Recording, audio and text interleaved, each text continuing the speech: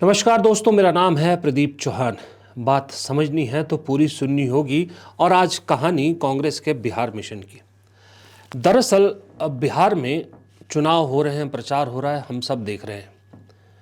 कांग्रेस ने 61 उम्मीदवार मैदान में उतारे हैं, लेकिन उसके आसपास जो भी कंट्रोवर्सी बिहार में हुई वो अलग बात है, उस पर कभी और बात करेंगे। लेकिन आज मैं किसी और मुद्दे पर बात करना चाहता हूँ। वो मुद्दा ये है कि इन 61 उम्मीदवारों को उतारने के साथ ही कांग्रेस, ये यूँ कहें राहुल गांधी, एक बहुत बड़ा एक्सपेरिमेंट बिहार में कर रहे हैं और उस एक्सपेरिमेंट को कामयाब करने की पुरजोर कोशिश भी की जा रही है।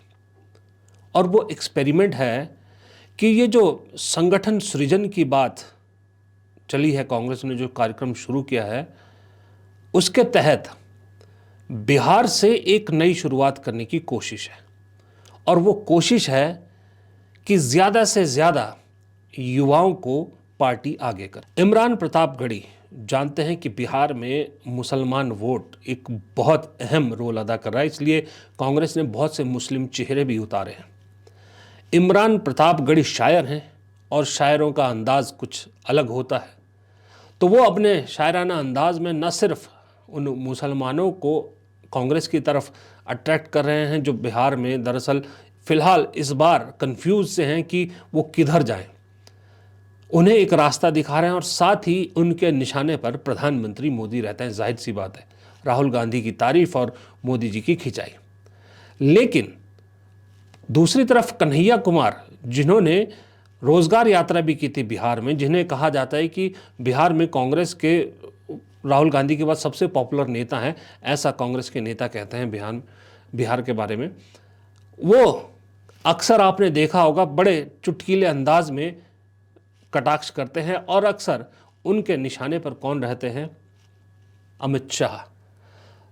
प्रतापगढ़ी के निशाने पर मोदी, कन्हैया कुमार के निशाने पर अमित शाह। और वो जब कहते हैं ना जय शाह के पप्पा, ये जय शाह के पप्पा जिस अंदाज में बोलते हैं वो लोगों को गुदगुदाने पर मजबूर कर देता है। ये अंदाज है कन्हैया का।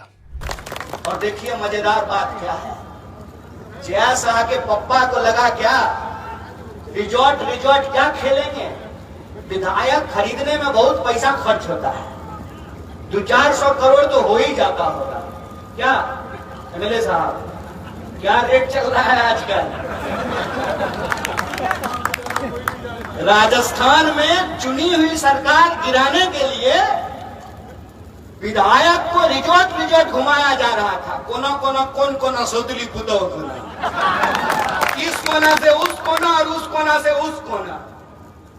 जैसा कि पप्पा को लगा कि इन्वेस्टमेंट बहुत हो रहा है, करोड़ों रुपया खर्च हो जा रहा है।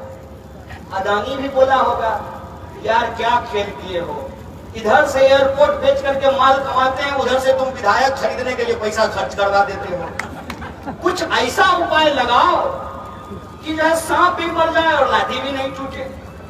तो कहा ऐसा नहीं हो सकता है कि हम लोग सीएम तो हैक करते ही हैं, एमएलए तो खरीदते ही हैं, कोई ऐसा उपाय किया जाए कि जनता का वोटेज चुरा लेते हैं। कि रेल बिक गई, तेल बिक गया, बिका हवाई अड्डा, सब कुछ बिकता देख के खुश हैं अपने जेपी नड्डा। के जनता महंगाई की मारी करती हाहाकार, कहाँ सोया है चौकीदार, कहाँ सोया है चौकीदार। और अब जो लाइन पढ़ने जा रहा ना, उस पे आपकी तालियों का और आपकी आवाजों का शोर जो है वो दिल्ली तक जाना चाहिए कि कहाँ सोया है चौकीदार, कहाँ सोया है चौकीदार। अब बिहार में बन जाएगी तेजस्वी सरकार, कहाँ सोया है चौकीदार, कहाँ सोया है चौकीदार। बरारी वालों, आपको शायद मालूम नहीं होगा या मालूम भी होगा, खैर बिहार में जो 61 उम्मीदवार कांग्रेस ने उतारे हैं उसमें से 80% के आसपास उम्मीदवार ऐसे हैं जिनकी उम्र 50 साल से कम है।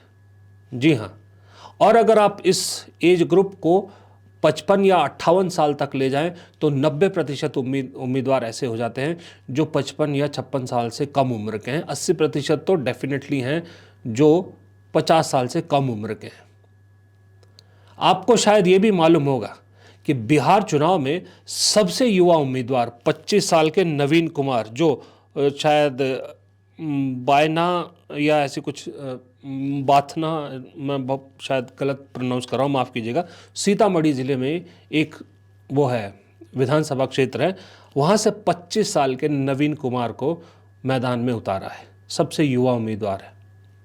इसी से आप अंदाज़ा लगा सकते हैं कि युवा चेहरों पर कांग्रेस ने कितना इस बार फोकस किया है बिहार में। और जब कृष्णा अल्लावरू को वहाँ भेजा गया था और कन्हैया कुमार को आगे किया गया था, वहीं से अंदाज़ा लग गया था कि राजेश कुमार, वो भी बिलो 56 हैं, उनको अध्यक्ष बनाया गया। वहीं से एक अंदाज़ा मिल गया था कि एक्सपेरिमेंट राहुल गांधी बिहार में करना चाहते हैं, और उस एक्सपेरिमेंट की पहली जो आप सीढ़ी है, ये कह सकते हैं कि युवा उम्मीदवारों को मैदान में उतारना। अब किसको टिकट मिला, कौन कहाँ से आया, कितना दमदार है, ये अलग बात है, लेकिन ये एक्सपेरिमेंट कांग्रेस ने कर दिया है। और मज़े की बात है, इस एक्सपेरिमेंट को सच साबित करने के लिए या इस एक्सपेरिमेंट को कामयाब करने के लिए जो जिम्मा उठाया है वो भी कांग्रेस पार्टी के युवा नेताओं ने ज़्यादा उठाया है। यूँ तो 40-42 स्टार प्रचारक कांग्रेस ने सूची जारी की है, जिसमें मल्लिकार्जुन खड़गे, सोनिया गांधी भी है, लेकिन ज़्यादातर स्टार प्रचारक जो सीनियर नेता हैं वो बिहार में आए, पटना में आते हैं, प्रेस कॉन्फ्रेंस करते हैं, अशोक गहलोत वगैरह वहाँ बैठे हैं या कुछ जगहों पर जाते हैं, लेकिन जो युवा स्टार प्रचारक है उन्होंने पूरा जिम्मा संभाल रखा है कांग्रेस की नैया पार लगाने का, और जिसमें 2-3 नाम हैं जो बहुत बेहतरीन काम कर रहे हैं, जो मीडिया में नहीं दिख रहे हैं, लेकिन आपको देखना चाहिए, सोशल मीडिया में आपको मिल जाएगा कि कितना बेहतरीन काम कर रहे हैं। उनमें से एक नाम है इमरान प्रतापगढ़ी और दूसरा नाम है कन्हैया कुमार। अब दोनों का अंदाज़े बयां जो चुनाव प्रचार का, वो भी सबसे अलग है। आम नेताओं जैसा इनका अंदाज़ नहीं है, अंदाज़ निराला है, और निराले अंदाज़ की खासियत ये है कि इनको सुनने के लिए भीड़ भी बहुत जमा होती है। इसी तरह से और भी कई लोग जो बिहार जो हैं, वो जैसे पप्पू यादव हैं या और जो दिल्ली से कांग्रेस के नेता जा रहे हैं, वो भी इसी तरह से एक कोशिश, कांग्रेस में एक मैसेज दिख रहा है कि जितना हो सके युवाओं को आगे कीजिए। जितना युवा बिहार की विधानसभा में कांग्रेस के टिकट पर पहुंचेगा, ये एक नई रेखा या एक नया रूप या कांग्रेस के लिए एक नई राह तैयार करेगा कि पूरे देश में अब कांग्रेस कैसे चलेगी। दरअसल पिछले 2 साल से 3 साल से राहुल गांधी कांग्रेस के अंदर एक अलग सी लड़ाई लड़ रहे हैं। बीजेपी से तो लड़ ही रहे, कांग्रेस के अंदर एक लड़ाई लड़ रहे हैं। वो लड़ाई है कि पुरानी कांग्रेस, जिसमें ज़्यादातर बुजुर्ग नेता हैं, वर्सेस राहुल कांग्रेस। राहुल गांधी कांग्रेस का चेहरा मोहरा बदलना चाहते हैं। वो जो उदयपुर चिंतन शिविर में तय हुआ था कि 50% बिलो 50 लोगों को रिप्रेजेंटेशन दी जाएगी, उसकी तरफ बढ़ना चाहते हैं, लेकिन जो पुरानी खेप है वो राहुल गांधी के रास्ते पर बहुत से रोड़े अटकाती है। अब उस रोड़ों से निकलने की कोशिश राहुल गांधी ने ये बिहार से की है। अब बिहार में अगर ये एक्सपेरिमेंट कामयाब होता है तो जाहिर सी बात है राहुल गांधी के लिए अगले जो राज्य हैं वहाँ पर एक एग्जाम्पल होगा, एक उदाहरण होगा कि देखिए देश युवाओं को पसंद कर रहा है।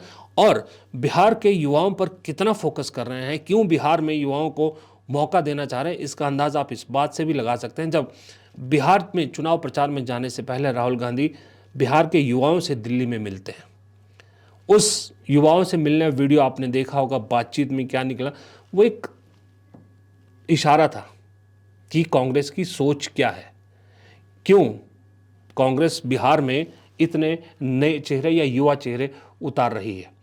अब अगर बिहार जैसे जगह पे जहां राजनीति सबसे ज़्यादा समझी जाती है, मेरे हिसाब से इस देश में अगर आप वोटर के तौर पर या आम नागरिक के तौर पर पूछें तो राजनीति को सबसे ज़्यादा समझने वाला बिहारी होता है। बिहारी से ज़्यादा राजनीति को कोई नहीं समझ सकता।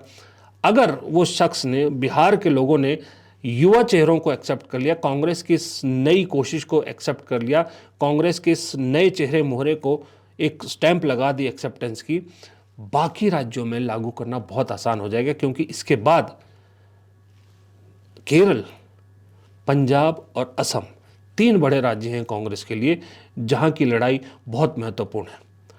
असम में भी 10 साल से बीजेपी है और कांग्रेस पुराने चेहरों से छुटकारा पाकर नए चेहरा लोगों को देना चाहेगी, इसीलिए गौरव गोगोई जैसा यंग चेहरा वहाँ दिया है। जैसे बिहार में कृष्णा लवरू कन्हैया की जोड़ी, युवा जोड़ी उतारी थी, वहाँ पर गौरव गोगोई युवा चेहरा दिया। तो जाहिर सी बात है वहाँ पर भी अब युवाओं को मौका मिलेगा।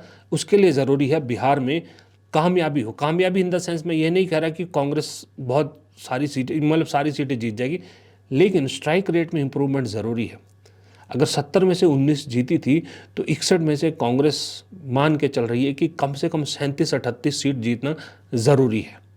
न सिर्फ इसलिए कि बिहार में महागठबंधन की सरकार बने, बल्कि राहुल गांधी के फ्यूचर प्लान के लिए भी बहुत ज़रूरी है, ताकि असम में इम्प्लीमेंट हो, केरल में इम्प्लीमेंट हो, पंजाब में अभी जो अध्यक्ष हैं वो भी युवा कांग्रेस से निकले हुए हैं, अमरिंदर बराड़, राजा अमरिंदर बराड़, वडिंग सॉरी नॉट बराड़, वो भी युवा कांग्रेस से निकले हैं, अपनी 40s में हैं। और पंजाब में बहुत पुराने नेता, बहुत घाघ नेता बैठे हुए हैं जो कई बार के विधायक हैं। उन घाघों से कांग्रेस को बाहर निकालना है, उसके लिए भी अमरिंदर को चुना गया था, वडिंग को चुना गया था। हालांकि वडिंग कई जगह पर कामयाब हुए, कई जगह पर नाकाम भी हुए, लेकिन अभी ऐसा लग रहा है, बीच ये था कि बीच में खबर आ रही थी कि उन्हें बदला जा सकता है, लेकिन अभी ऐसा लग रहा है कि राहुल गांधी ने उन पर भरोसा जताया है, इसीलिए भूपेश बघेल को वहाँ भेजा गया था। अब देखते हैं कि ये बिहार का क्या आउटकम निकलता है, कांग्रेस की कहानी किस तरफ बढ़ती है। लेकिन इतना ज़रूर है कि कांग्रेस की कहानी में रिजल्ट बिहार में जो भी आए, नेगेटिव आए पॉजिटिव आए, लेकिन कांग्रेस की कहानी अभी बहुत बहुत बाकी है और इस कहानी के कई मोड़ ऐसे हैं जो शायद हमें भी अचरज में डाल सकती है। फिलहाल इस वीडियो में इतना ही। प्रदीप चौहान को दीजिए इजाज़त। नमस्कार।